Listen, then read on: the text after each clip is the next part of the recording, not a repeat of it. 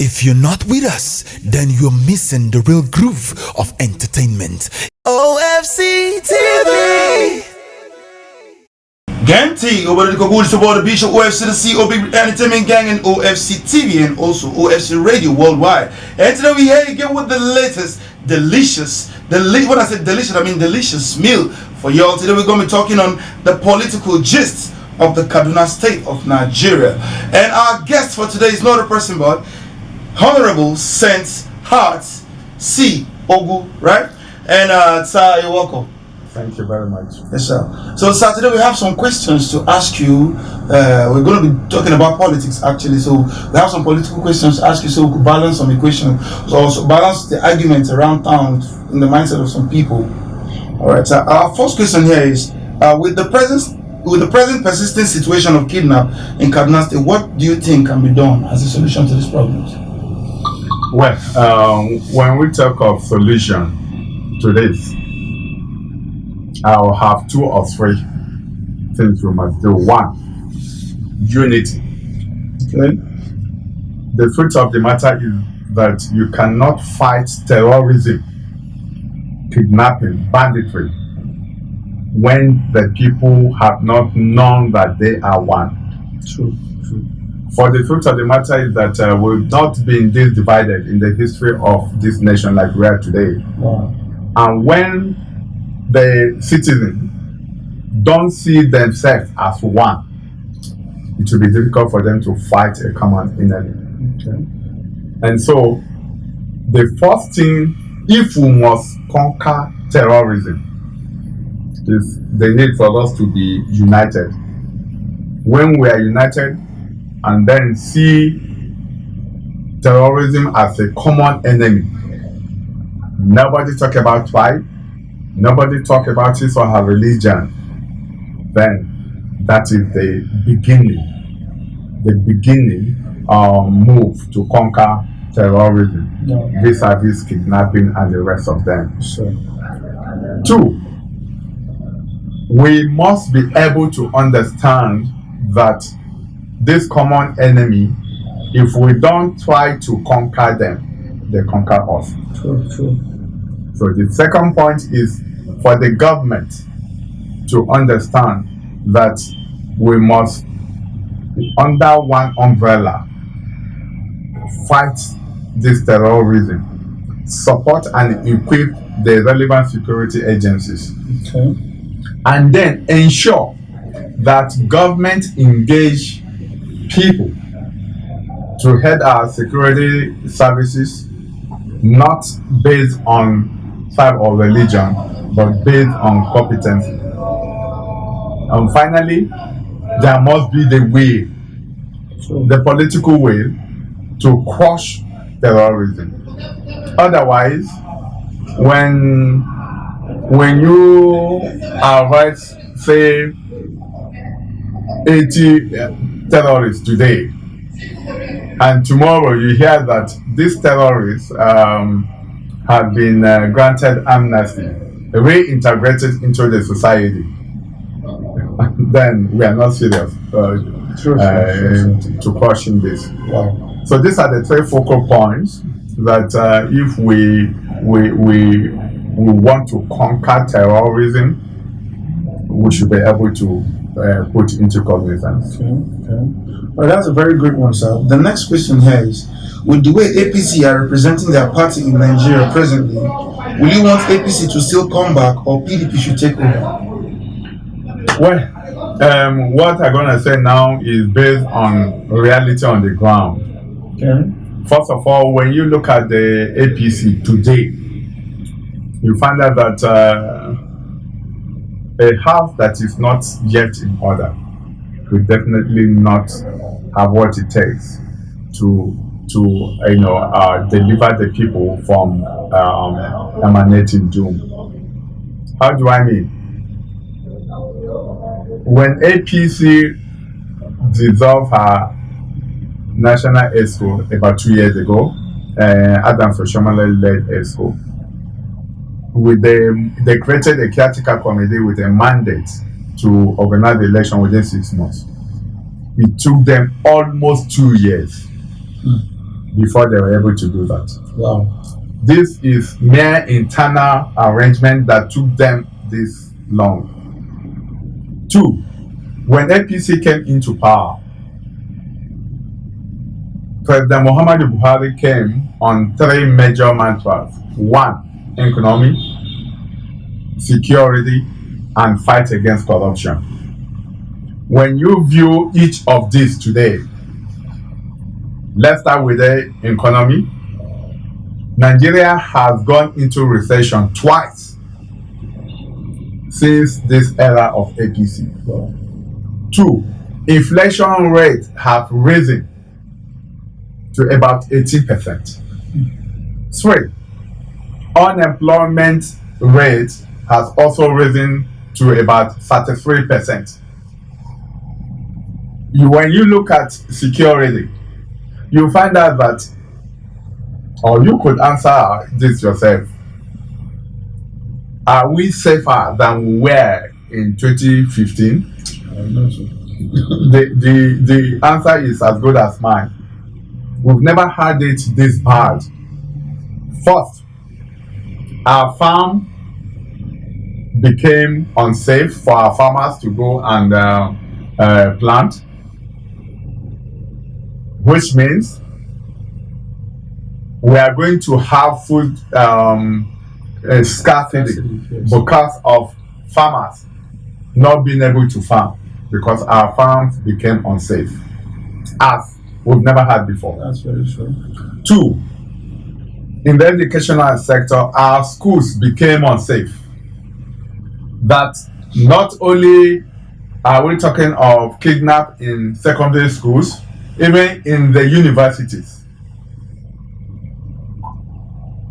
3, our communities' homes are now unsafe. That even in your community, you cannot be said to be safe, not to talk of your home. They come to our houses to kidnap people. Go to Giwa local government. Go to Brinigwari local government. Go to Zaria local government. We start here almost on a weekly basis. Furthermore, our airport was touched in Kaduna. True. The airport was invaded by over 100 terrorists. In less than 48 hours, the 10th deadliest terrorist attack was recorded in Nigeria, in Kaduna State. According to a report, official report, government report, they said about 8 people died. Let's agree 8 people died. But the blood of one innocent Nigerian, whose only thing was that he or she had to travel from Abuja to Kaduna. That was just the sin they committed. After the train attack, in less than 24 hours, Abuja-Kaduna road was invaded. People were kidnapped again.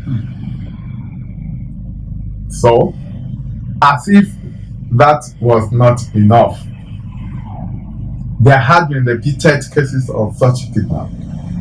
So, absolutely, we can rightly say that we are in a bad situation security-wise today in Nigeria.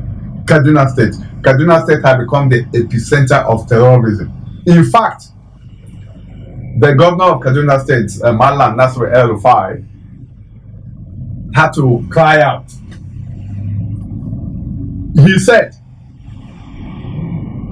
the DSS know where these people are, their camps are. DSS have their number. They communicate with them. He went further to say they even got the intelligence report of the train attack 2 months before it happened. Yet it happened. Which means it is not just getting intelligence reports. What matters is handing intelligence reports to those that are intelligent. It's a waste of time where you hand over any form of intelligence report to people who are not intelligent. Very true, sir. So Simply put, Nigeria today, we are not safer than we were yesterday. And we pray God to rescue us from this situation. Amen. That's to say, the APC government of today can be said to be a failure. Amen. When a child fails in the exam, does not mean that he may not have scored any score at all. Yes, sir. Yes, so APC might have scored some points, but on the average, they are still a failure. Yeah, true. That's a very good one, sir. The next question here I want to know is, because this issue is presently it's a big case in Nigeria right now. The question here is, with the present strike issues, salary delay issues, lack of job issues, will you advise the citizens of Nigeria to put their hopes on the federal government jobs, or rather focus on getting a skill or handwork that can survive them, or even go into self-employed business? As a matter of fact, I tell people today, right from the cradle, even if you are in secondary school, you should begin to learn one handwork or the other. Get the point? Yes, sir. Because if we want to be realistic, no matter how any government may want to be serious with creating jobs, it cannot be proportional to our population today. Unfortunately, this same government promised us 3 million jobs yearly when they were campaigning in 2015. However, what they've given us, instead of creating more jobs, they are laying off people that were already employed. True. Today, you find out that businesses are collapsing. Factories, companies are folding up, some relocating to Ghana or other neighboring countries due to lack of power supply. Yeah, true. Companies spend much money today. You will agree with me that diesel, a liter of diesel is sold as much as 800 naira. Very true, sir. Right? And if you are using a bigger generator to power your equipment, you now know how much you're going to spend. Right? Yes, sir. That's why some are folding up, relocating. But then we must feed. We must put on clothes. True. So why will a young man or a young girl coming up just be looking for white collar job?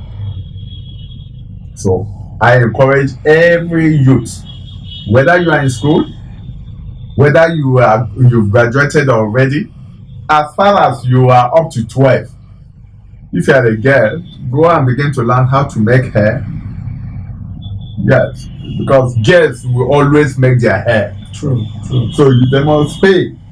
Boys will always barb, or so want to look good. Then you go and learn something doing, so as to survive this draconic situation we find ourselves today. Yes, sir. That's a very good one. Very grateful, sir. The last question here is, now the government, the Kaduna State government have tried by constructing 2 bridges that are yet to be completed in Zaria, that is around Tudunweda and around Kofa. So the question here is, do you think it's a strategy to re-win the citizens to vote the ruling party, or they are just beautifying Zaria? Well, the truth of the matter is this. What is the economic value of those bridges to Zaria? Okay. Do they have economic value? If they do, let's begin to see them. Okay. For me, you see, it's not one to fantasize ideas. I want to build this, I want to construct this, I want to do that. How does it affect the life of the citizenry, of those within that locality? So How are the infrastructures contributing to the economy of a certain place? For me, building bridges are good. Build more. But if it has no direct impact on the people, it's as good as not having it at all. Because when you look at the one at Agoro, what is the sense? What is the sense? It was like those days when this government started constructing drainages, and all of a sudden they stopped, abandoned it. Residents were left at their own mercy to source for money and work on their drainages. To complete the project. Yeah. So the point I'm trying to make, the government of Malam Nafre El-Rufai, if you talk of infrastructure across the state capital, Zaria, yes. But the man from Kudan, the man from Ikara, the man from Lere, the man from Soba, what is the economic effect or impact of this to such person? Are you only focusing on making Kaduna city look very sweet? There are people, since they were born, they are up to 40 years. They've not been to Kaduna. They don't know where is Kaduna. So they stay in their villages, doing their businesses, farming and all whatnot. Why not government begin to look on how people generally will benefit from government policies, from whatever infrastructure they're doing? That is how government keeps spending money in the name of feeding school children. And when they started it, I argued, why not government use this money, upgrade the standard of educational facilities? You go to some schools, public schools, you'll find out that a classroom that is supposed to take just 30 pupils will be having up to 80 pupils, which means the facilities there have been overwhelmed by the population of pupils. Why not government use such money, expand the facilities to accommodate more pupils, and then the executive can sponsor a bill that if they find any school-going child roaming the streets, loitering about, that child will be arrested, and from the child they pick the parent, and the parent will go and spend 6 months. This will now force parents to be releasing their children for school, not coming, spending money. Some people are siphoning the money. The other time during the COVID, the Minister of Humanitarian Services claimed that she was even feeding school children at home. School children that were at home. What kind of madness is that? School was not in section. You say you are feeding them. How? So for me, infrastructures are good, but government should look more into what affects the economy and the social well-being of the people. Somebody may claim that yes, when you have flyover, there will be smooth flow of motorists and all of that. Were we not having free flow of motorists even before the flyover? Yeah. The one that was demolishing Kaduna, was anything wrong with it before then? I went to Kano, or let me say Kano per se, as a state from the north, is having this practice that really, let me say, really looks interesting and beautiful.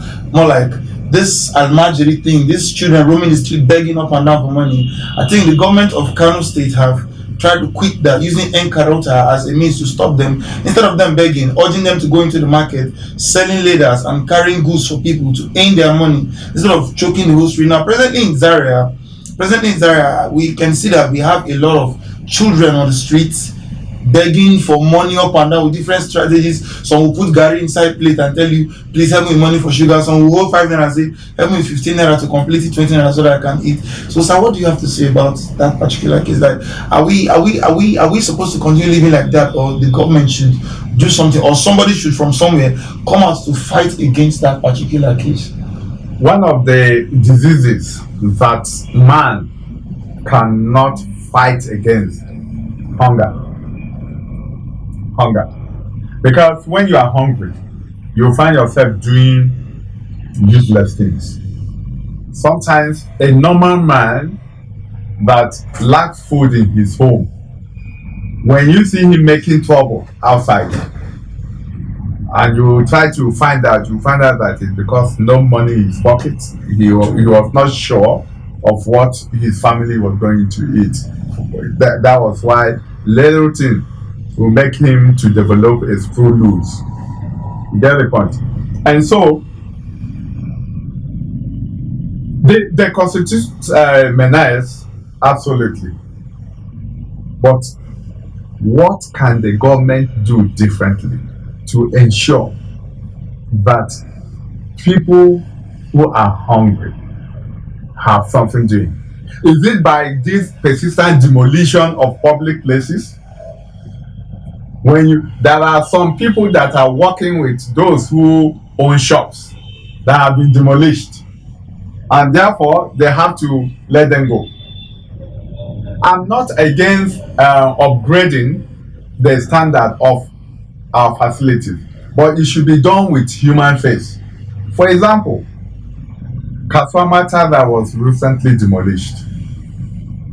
If government needed to upgrade the standard of that market,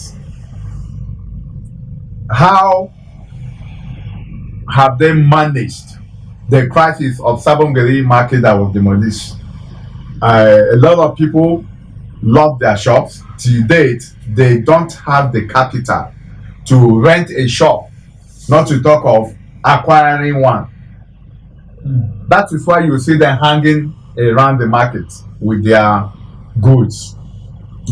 So it's the same thing, because when you let people lose their source of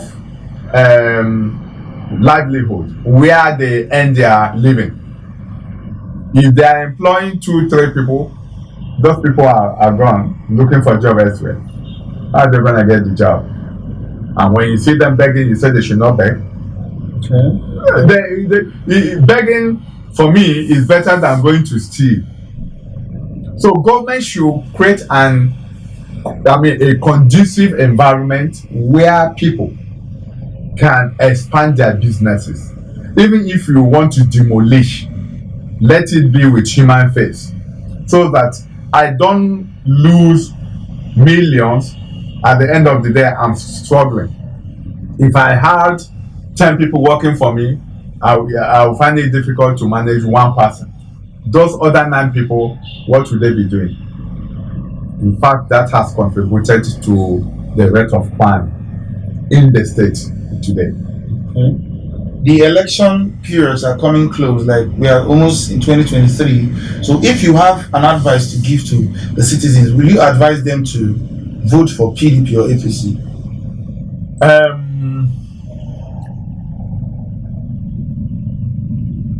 First of all, I want to be very practical here.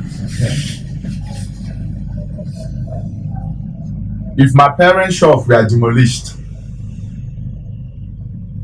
and today I see my parents hanging around places with their goods,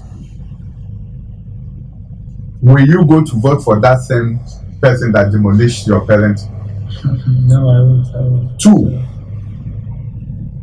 if you are working, you are a teacher, you have your qualification, everything, and all of a sudden government claim that they have laid off some people because they have fake certificate whatsoever, and you know your certificates are genuine and you are doing your job diligently, will you vote for that person? again. Wow. 3, if you are an Okada rider and government bar you from plying the road and you find it difficult to earn a living except under duress, will you vote for that same government tomorrow? I don't think I will. If a government will enter into agreement with ASU and all other relevant unions and say, we're going to do this for you, we're going to do that for you from this time to that time, and the same government failed to do that,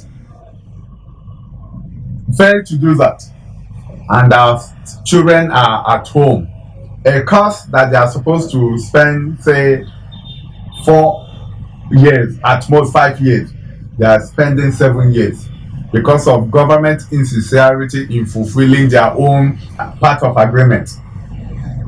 Will you go and vote for that same government? No, I don't. The truth of the matter, let us face reality. If this is the kind of government that we continue to have, then it's better said that we don't even have government at all. Everybody is at his or her own mercy to survive. That is the truth of the matter. Okay. So if you want to remain a pauper, you want to remain a beggar, you want to remain, you are not yet sure that tomorrow they may come to this road now and say they want to demolish all of this place. So the electorate has before them light and darkness, hunger and food, right? Yes, sir. Security and insecurity facing them.